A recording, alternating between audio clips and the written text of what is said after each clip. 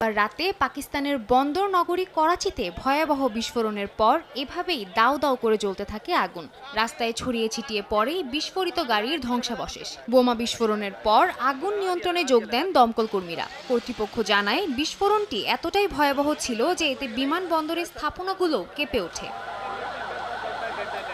এ ঘটনায় চীনের 2 প্রকৌশলী নিহত হয়েছেন, আহত হন আরও বেশ কয়েকজন। এরই মধ্যে হামলার দায় স্বীকার করেছে পাকিস্তানের বিচ্ছিন্নতাবাদী জঙ্গি সংগঠন বালুচ লিবারেশন আর্মি। সাংবাদিকদের কাছে ইমেইলে এক বার্তায় সংগঠনটি জানায়, বোমাবাহী একটি গাড়ি ব্যবহার করে এই বিস্ফোরণ ঘটানো হয়। করাচির বিমানবন্দর থেকে আসা চীনা প্রকৌশলীদের গাড়ি লক্ষ্য করে এই হামলা চালানো হয় বলেও জানানো হয়।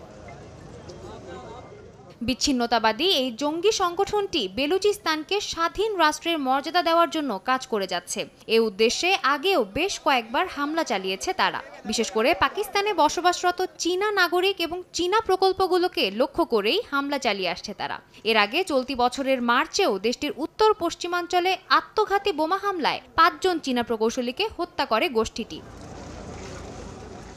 ভয়াবহ এই হামলাকে সন্ত্রাসী কর্মকাণ্ড আখ্যা দিয়ে এর তীব্র নিন্দা জানিয়েছে পাকিস্তানের চীনা দূতাবাস। একই সঙ্গে নিহতদের পরিবারের প্রতি সমবেদনা জানানো হয়। পরিস্থিতি মোকাবেলায় চীন এবং পাকিস্তান একসঙ্গে কাজ করবে বলেও জানায় দেশটির দূতাবাস।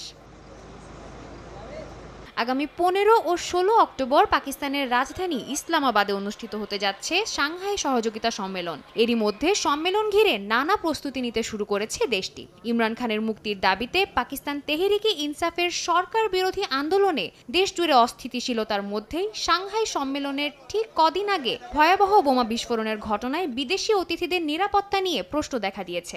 তবে বিদেশি অতিথিদের নিরাপত্তা নিশ্চিতে কাজ চলছে বলে জানায় পাকিস্তান সরকার।